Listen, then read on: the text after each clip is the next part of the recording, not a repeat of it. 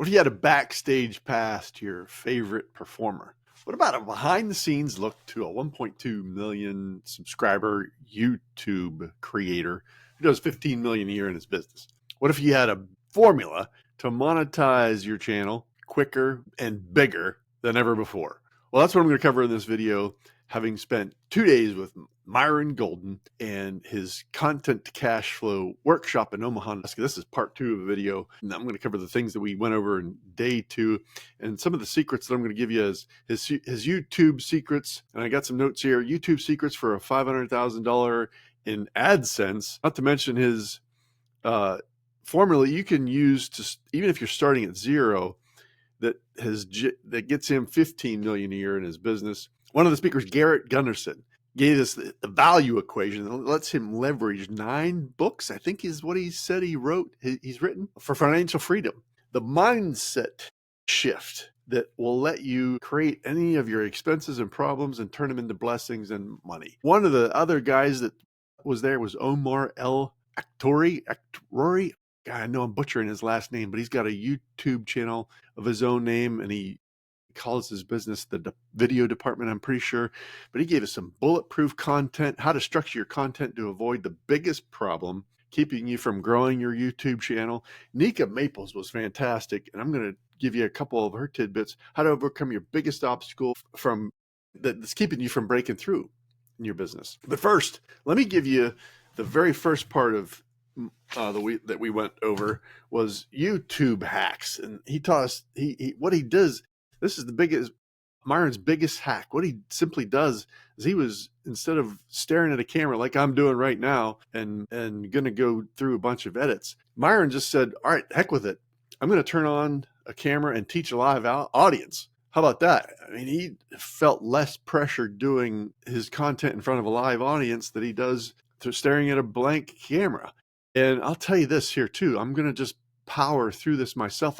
For whatever reason, I was closing my apps on my iPad, and TikTok is loaded with some, in my opinion, good content. My son thinks I should get off of it, but forget him, because there's a lot of good stuff on there for me. And one of the guys was on there just now was a Megadeth drummer improvising his first rendition of what he would do playing the Killer's Mr. Brightside. And he nailed it, of course. I didn't watch the whole thing. I just kind of skipped to the end to get his reaction. One of the very coolest things, and this kind of ties in remarkably to what I'm doing right now, is that he says, if you want to learn how to do this as for a living, you have to be able to pick things up by ear and go with them. And one of the coolest things that he just said, he says, you don't have a lot of time to prepare a good bit of the time. He says you have to make the most of the opportunities whenever they're presented and make the best of the time that you have, which is exactly what I'm going to do right now. I'm just going to keep firing through this. I'm going to give you the contents of day 2, structure them in such a way that I'll collapse time for you. And that was one of the biggest secrets from day 1. If you go back and watch that video, yeah, it was the first day, is that collapse time for your viewers. Give them information that they can only get from you, and it gives them their time back. So that's one of the secrets that I'm just going to power through this and let you know. One of the coolest things here too, I'm going to share my screen, some of the notes, and we'll just kind of go through it. All right, so much for Omar being on what I was referring to on the first day. It's the second day, but he started off because he was the MC. But so here's a couple things that Omar gave us. And this is, hopefully I'm sharing the screen on here. He said, multiply your viewers' time. Give them their time back. And one of the things that you can do is if you're watching something, you can give them the highlights and give them the Cliff Notes version of it. And the biggest thing that's keeping your content from doing well is because it stinks. He says just got to be better. So condense information, share what I know. I've written 6 books. I've written 6 books. Here's the best thing that you can learn. Give them stats that matter. This is what was revealing, the stats that matter on your YouTube channel. I'm trying to go quick just because I want to give this information to you. Watch time and real-time views. Be a good steward, multiply their time. How will my content accelerate the viewer's time? Say the same thing in 1,000 different ways, because your viewers aren't going to see this, watch your content over and over. And even if they do, it's because they are resonating with you. So here's another one, is that Your disqualifiers are what distinguish you. And if you're too old, too young, too bald, too fat, too thin, those are the things that are going to have you stand out to your ideal viewer. So go ahead and embrace them.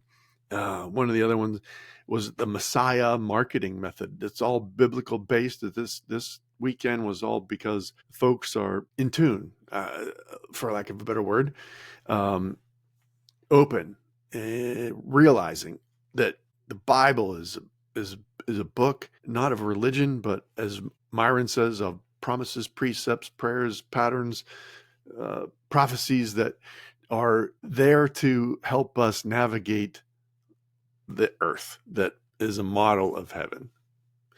So it was one of the things that he came up with is his Messiah marketing method. Jesus enrolls with pain, and it's not industry language, it's the people's language. And he gave us a verse, Matthew 11:28-30. So if I bring that up, why don't I do that? Matthew 11:28. Matthew 11:28. Let's just look it up. Do that. If it's a real Bible, you flip half and then half again. 11:28-30, right? 11:28-30. Matthew 11:28. Here it is. Then Jesus said, "Come to me, all of you who are weary and carry heavy burdens, and I will give you rest. Take my yoke upon you. Let me teach you, because I am humble and gentle at heart, and you will find rest for your souls. For my yoke is easy to bear, and the burden I give you is light." That's the new NLT version. What's the King James version says? Myron's a fan of the King James version. But what the point is that, "Come unto me, all ye that labor and are heavy laden, and I will give you rest. Take my yoke upon you, and learn of me, for I am meek and lowly in heart, and ye shall find rest unto your souls. For my yoke is easy and my burden is light." Yoke being a term back in the day in agriculture, where the ox are. I'm not a farmer. It's one of those things where it's what they're used, from what I gather. So if I pull up Matthew 11:28 in the concordance, is it the concordance or whatever we're calling it? New Testament, Matthew 11:28. So let's go to yoke. Easy. That's not what I want. I wanted yoke. From the root, to join, especially by a yoke, a coupling, servitude. Also, the beam of balance is connecting the scales, pair of balances. But in terms of the farming, it's what's whole across two oxes' shoulders so that they can pull the sleds and all that kind of stuff, right? All right. So where were we? He explains the promise and the payoff in the people's language, and exposes the path. He makes his way sound easier than the current way, and like he did, right? In the 11-28, 28-30, "Come unto me, and ye that labor and are heavy laden, and I will give you rest. Take my yoke upon you and learn of me, for I am meek and lowly in heart, and ye shall find rest unto your souls. For my yoke is easy and my burden is light." So there you go. Makes it sound easier than the way that they're doing it now. Formula for action. Taking action. Create 50 videos in the next year. 30 of them. I'll get to the 30 of them, but 20 of them do yourself, and get 15 people to do 2 videos with. One where you interview them, and the other one they interview you. 15 people times 2 is 30, and then you do 20. That's your 50 videos, and you're off and running. That was his game plan. So Omar started off the second day. Aaron went then kicked it in, and his part here that I'm going to give you is part of his formula for kicking in to 15 million a year. And the other part of it is I'm going to call it his pain to profit formula. And if I go and tell you this, there's more ways to communicate than are accountable. I'm doing this on sharing my screen, and I could go and stand in front of a whiteboard that I got over there. I could go and sit and walk my dog and tell you the same things looking at my notes. Phil Mickelson, he's mic'd up and he just rambles on about what he's thinking as he plays 9 holes of golf. It's it's pretty cool. So another one, you can do what Myron does. You go in front of a live audience and just perform. So there's countless ways, and all content that he says is underdeveloped. So whenever you hear something, go ahead and give them your beliefs, thoughts, feelings, perspectives on those pieces of information that you're hearing and listening to at the same time. And here's another one that he uses, that all what are my thoughts there? Oh, so that's that. My thoughts on this content. Words of frequency. God spoke everything into creation. The words are the frequency, and everything is vibration. So it's a matter of us using and taking advantage of that principle. Here's another one. Hard work, not necessarily the formula for success. That was a big one. Hard work is not necessarily the formula for success, but it is for exhaustion. What do I mean by that? What does he mean by that? So I wrote down this book, U Squared, he was referencing. This is a different book by the same author, Price Pritchett, PhD, The Quantum Leap Strategy. My kids took the book that he referenced, which is called U Squared. And in U Squared, a fly is trying to get out of the house by slamming into the windowsill, pane of glass. Kept trying to break through the pane of glass. This fly is never gonna get through this pane of glass, right? In order to have the breakthrough, he's got to go around and out the door. Give up what it is and trying as hard to break the glass. Just find a different way. And that was kind of a cool thing. So hard work isn't necessarily a formula for success. Another one was get rich quick. You hear that all the time. Oh yeah, that's what I'm talking about. You hear beware, get rich quick all the time. Growing up, it's a get rich quick scheme. He's just that's a scam. It's a get rich quick scam. It could be, and you hear all those warnings, but it's funny because you never hear ever hear about the stay broke for the rest of your life warning. You never are warned about that. Getting the job, working for 40 hours, hard days work for hard days pay, and staying broke the rest of your life, and never figuring out that there are other ways that you can leverage, or there are ways that you can leverage what it is you do, what it is you say, and all that kind of good stuff to make a living. And what you can do, the idea is to compress the amount of time it takes you to make the amount of money that you make.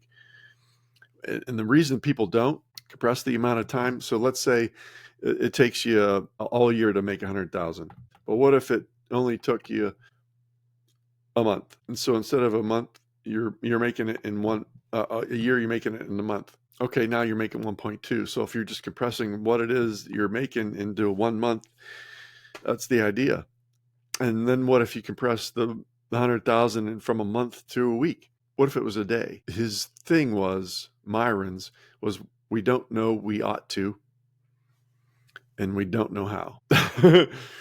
And if we figured out how to compress the time to make the same amount of money, we'd be further ahead of the game through leverage and assets. Income follows assets. And here's another cool little thing. Him and me both, we're starting to get, and jaded isn't the right word, awakened is a better word, to the things that were taught in school and are still taught in school, even though my kids are older, in that, I think back, and we worked on math problems, right? Math was a problem.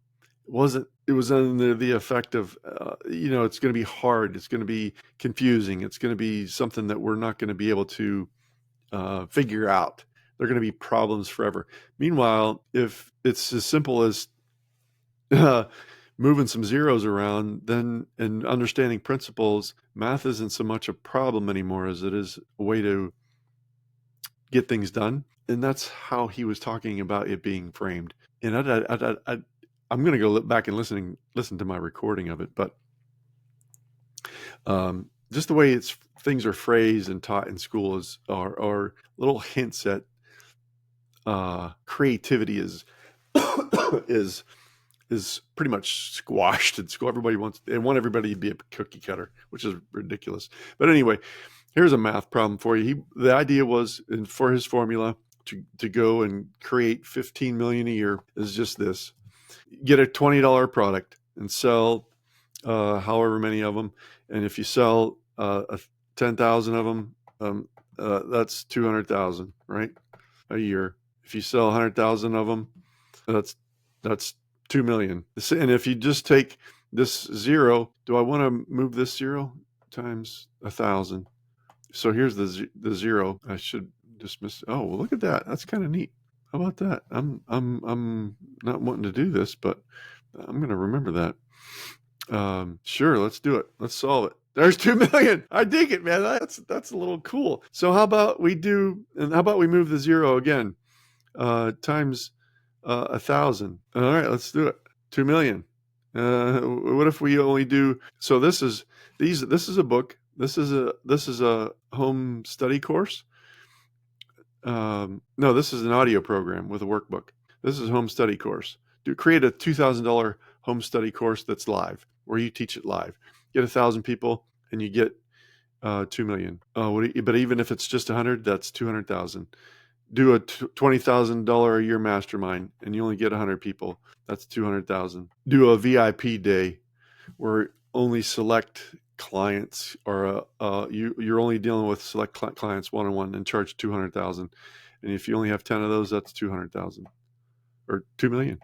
So there you go. I mean, I'm thrown off by the math, but that's his business model. A $20 product, an audio program with a workbook, a live program that's $2,000, a mastermind that's $20,000 a year, and VIP programs. So that's his business model for 15 million. And he just got to kind of give it to us. Nika Maples was fantastic.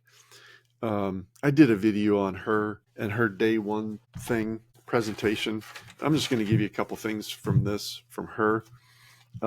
Galatians 6:9 was the verse that she referenced. 6:9 in that, and let us not be weary in well doing, for in due season we shall reap if we faint not. So she referenced that in that you only get to reap a harvest if you don't give up, and weary is a choice. And let us not be weary in well doing. We can choose not to be weary. That's what she started off with. So, and where she went from there: wealthy people think and act fast, poor are slow. If you don't take the time will take you. The two biggest excuses, and I hinted at these. Maybe I did. How to overcome your biggest obstacle. That was it. That's how I phrased it in the beginning. How to overcome your biggest obstacle, and it's time. Time is our biggest obstacle, right? And how we put it here was, I don't have enough time, and that's the biggest excuse. And now is not a good time. So that time being your biggest excuse. So if I don't make time for God, what makes me think God will be available for me? If there is inspiration in the moment, go ahead and take advantage of it and do what it is you're going to do and what you're called to do, and we'll be blessed, right? What if this was the most time I'll ever have? Because it's not getting any longer, is it? But one of the things that that's been coming across my YouTube feed is stuff about the 1980 hockey team, Miracle on Ice. And one of the guys was talking about how Herb Brooks was just a master at the preparation and getting these guys to perform at a level that was unexpected. But what he knew was that he only had 6 months to prepare college kids for the best hockey team in the world.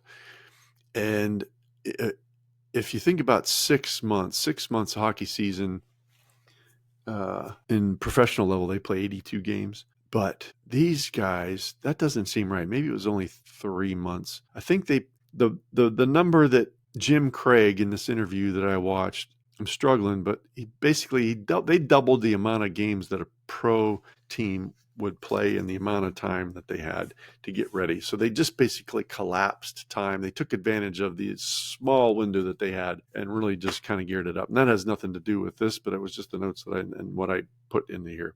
And here's a couple other things, and I'm just going to give it to you. All pain is underdeveloped until it leads to redemption. You are on the other side of the pain, the work, the discomfort, and the disappointment. The real you, the you who you're supposed to be, the you that's strong enough to hold the positions of authority and prosperity and abundance. Be there on the other side of the work that needs done. The great things cost your comfort. The first place she looked for Myron. Oh, here's another one. Put your content out there. Whenever the first place that she heard Myron was at a conference, he gave a talk, and it was either before the talk or after to kind of get to find his credibility. The first place that she looked was not Google, but YouTube. So put your content out there. So that's Nika Maples. Myron came back. Let's see. Here's his mindset shift on how you navigate pain and pleasure is the path to your purpose. So come up with your own.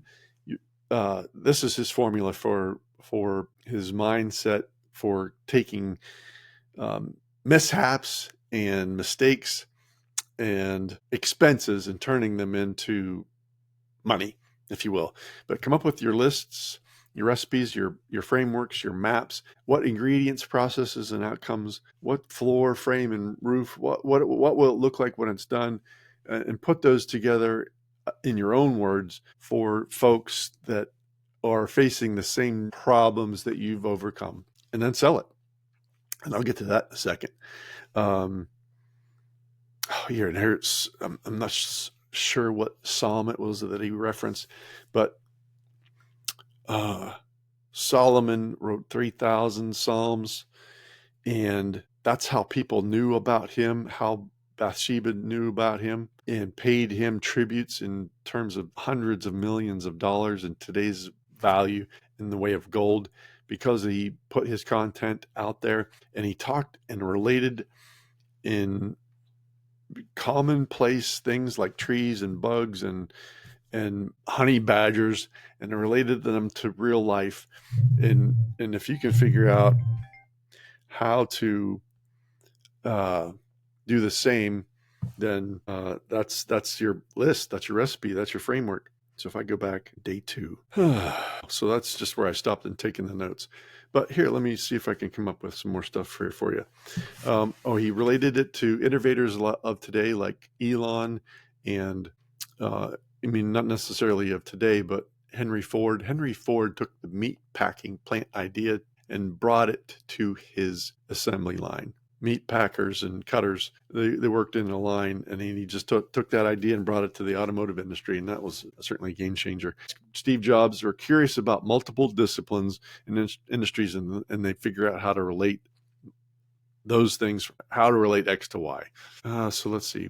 So then he gave us some YouTube secrets. How he's grown his YouTube channel to 1.2 million subscribers, and it's just as simple as you can do the things today, because the main idea of all of that in your lists, your recipes, your frameworks, your maps, figure out how to turn every expense into a profit center. And his example is not only the plane is flying private, but also he's going to create a YouTube channel about his biohacking room that he's finishing up in his new house that he's moving into next month. He's going to create a channel about all that stuff. And so turn every expense into a profit center. So there you go. And some of his video secrets that he has, and I'm probably going to lump some of the ones that Omar has in here too. Use polarizing images. One of the ones that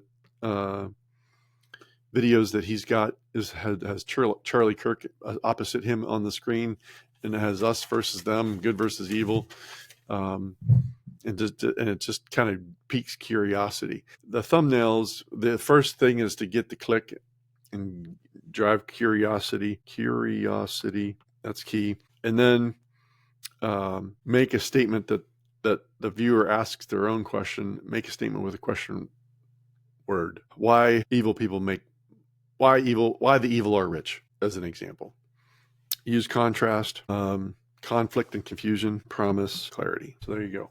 The second primary objective, this is for your thumbnail. Primary objective is to get the click. The second primary objective, and we kind of know this, right? Get the click. Second primary objective is to get them to watch the first 30 seconds. Give them a hook, draw them in, ask questions, make a promise, open a loop.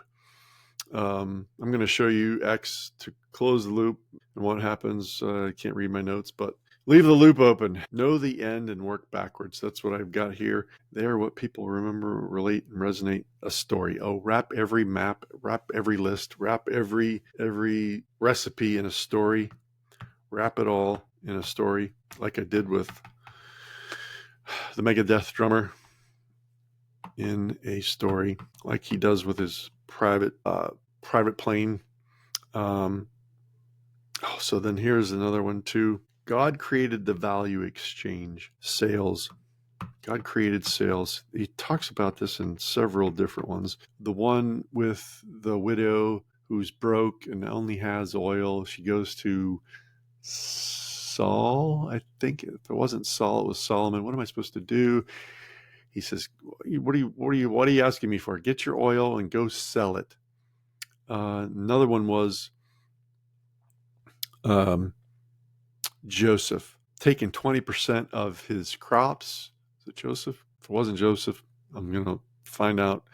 But Joseph taking 20% of all of his earnings throughout the years during the famine, or preparing for a famine, and investing it and storing it up and saving it. And then whenever the famine hits, he then turns around and then sells the grain when the folks run out of money and can't buy any more with money. He says, all right, well, what you got? Well, we got our cattle and our herds. All right, let's have that and we'll give you some food. So he sells him the food for the cattle. And whenever they run out of cattle, then he says, well, we don't have any, we've got our land. Well, so he exchanged the land for the food. And then when the land was all sold up, basically gave themselves up for the food, so they didn't starve to death as slaves. And so God created the value exchange. God created sales. He's not giving anything away. Myron doesn't give anything away except on his YouTube channel. God bless him. There's a few reasons for that. One is if it's given away, you don't value it anyway. The recipient doesn't necessarily value it as much as if they had paid for it. And the other one is they won't invest the time either. So there's a couple other reasons. Just kind of drawing a blank. I'm just kind of going on a whim here, but it's not as a result of evil. It's not as a result of the devil, because the devil just steals what he wants. He doesn't have to sell, right? He'll just take it. So there's that. God created the value exchange. Yeah, it was Joseph in the Old Testament. He invested 20%, and when the famine hit, he said, hey, food, until he ran out of money. So he's got no free offers. First Kings 10. The talents of gold. He was a consultant, Solomon. He was a consultant to his peers. And the modern day kings, as he's relating it, are entrepreneurs, modern day kings. So as we create this content and share our recipes, maps, lists, ideas, frameworks, solutions to problems, the modern day entrepreneurs are the ones that are going to pay. Entrepreneurs. And will pay handsomely, because they're the ones with the money, right? That's kind of where he ended it. I'm going to kind of give you a couple things on Garrett Gunderson. This guy just kind of blew my hair back. What did I kind of say about Garrett in the lead up to this? Garrett, I mean, the biggest thing is exchange creates wealth. Money does not care about effort. And he just did nothing but busts myths. Money is relationships and ideas. Increasing your risk does not mean a bigger return. It means bigger chance of loss. Find a co-creator. Eliminate escapism in terms of watching TV. Face your problems quicker to mitigate them. Create the life you don't want to retire from. Your bank account is not a destiny. Retire. You're not in control of your income when you retire. There's a couple other things. Your expenses. There's 4 types of expenses. But before I get to that, wealth only happens whenever there's an unequal exchange for value. So I want to try and come up with an example that he gave us there, but I just started to put my pen down and listen. But I'll come back to that and see if I can give you a good example. But there's 4 types of expenses. One is the destructive. You eliminate those. The second is lifestyle expense. Pay cash for those. Protective expense, like education, insurance. And then there's a productive expense. Get as much of this as you can, and then increase these too. Productive expense, increase those. So eliminate these. Those are the expenses that he came up with. Assets. Assets are what create cash flow that you can pay for your expenses. So use real estate, although he's not a fan of that. He's had it. Use businesses, buy businesses, create cash flow. And best of all, the best type of real estate is intellectual property, IP, books, courses, stuff that you can license. Because consumption equals, get rid of the equals conversion. Whenever you have folks that are reading your material, consuming your content, the more they do, the more binge worthy they are. It goes back to something that Daniel Priestley will say, or references, the 7-11-4 formula. 7 interactions, or is it 7 hours? It's one of these 7 hours of content over 11 interactions, 4 different mediums. Either that or 7 interactions with 11 hours of content. But the 7-11-4 formula will get busy in working for you whenever you're creating intellectual property and content. And what you're doing is you're taking advantage of the value equation, which is a mental capital combined with relationship capital, who you know, who you're networking with, who you're co-creating with, who you're collaborating with, equals financial capital, right? So this could be, this is how you're adding value through business, where you're adding value, serving others, and solving problems. That's your mental capital and relationships equals financial capital. Pretty cool. Those are from Garrett Gunderson. And here's some, we're getting to the end. When I do get to the end, it's going to be the end. And I'm going to give you the biggest takeaway that Myron had after I get through Omar. Omar came up and gave us bulletproof. And I'm going to bring up his channel just so if you don't know who he is, he's just kind of a cool young dude. What the heck? Gone you? Where's my YouTube? We're going to get it. Hang in there. Or no. It's all good. I'll just edit this out. Omar L. Takrori. There you go. Okay.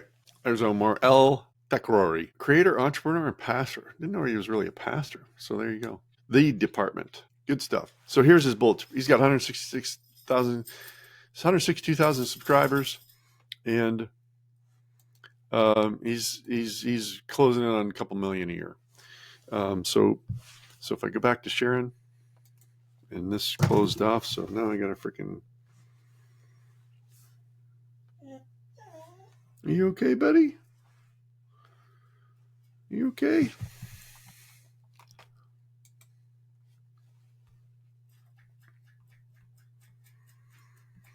You okay? You want to come up here? Come up here.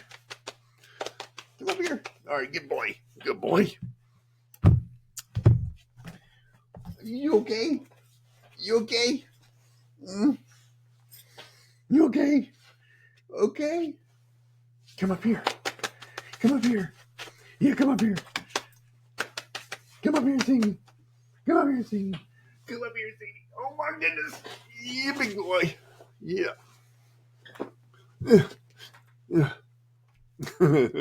So, here's the new Here's the new plan. Here's the new plan. I'm just going to give you the bulletproof content. Omar, he says, create your content, course-like content. That's how he says it. Create course-like content with structure, who, what, why, where, when, and upload the good content. Because if it's not taken off, it's because it's crap. Do a content marathon. Here's another tip. Create a series of videos that you can stitch together when you're done. Introduce the video, and you're going to learn everything you need to know and about XYZ. First, I want you to talk to you about the first one, and then just go and get going. Add a person, interview them, have an inner circle on the screen while you do it, and give them behind the scenes access. Make the long version of the best 12-minute video. That was gold. You know, you're going to see me doing that. Extended versions of good ideas that I see. I'm going to just expand on them. This is Murphy, by the way. Focus on the idea and the problem versus the person. Write a good title and create a good thumbnail. Make the video, make the first 30 seconds, give it clarity, comprehension, credibility, and a cliffhanger. And let's see. This is gold. The beginning stages of publishing. So if you're brand new with this, beginning stages of publishing are for personal development, not personal achievement. So get used to your videos not being very good on the first few of them. And the moment you're inspired, go create a video as soon as it's ready. And even if it isn't ready, it's kind of like, I don't even know what the drummer's name is. I'd have to Google it. But whenever you're inspired, make the video. And so here's the last one. The last one is the last tidbit. Myron, those are the gold nuggets from Omar. But the last version and the last gold nugget is be resourceful, be decisive, be creative, but it's now o'clock. Go and do the things you need to do. Ecclesiastes 9:13. If I bring that up, I'll tell you what that is. Let's see what this is what I wrote down. Ecclesiastes 9:13. 9:13. I'll share my screen for that one. Ecclesiastes 9:13. This wisdom have I seen also under the sun, and it seemed great unto me. There was a little city and a few men within it, and there came a great king against it and besieged it and built great bulwarks against it. Now there was found in it a poor, this is kind of neat. Now there was found in it a poor wise man, and he by his wisdom delivered the city. Yet no man remembered that same poor man. Then said I, wisdom is better than strength. Nevertheless, poor man's wisdom is despised, and his words are not heard. The words of wise men are heard in quiet more than the cry of him that ruleth among fools. Wisdom is better than weapons of war, but one sinner destroyeth much good. So in other words, if you're wise and broke, your weight isn't carrying much. So anyway, time is precious. One final takeaway that I'll give you that's pretty good. What am I costing everyone by not being wealthy now? What am I costing viewers? What am I costing my family for not being wealthy right now? What events and moments am I missing because I can't fly or I don't fly private right now to see, family in Baltimore and New York City. So I'll leave you with that. What are you costing by not being wealthy, by not taking advantage of some of these tips if you've watched till the end? God bless you for hanging in there. But this is all I got for now. Until next time, I'm David Bird Jr. Hope this helped. If it did, hope this blessed you. If it did, let me know what you found most useful. Until next time.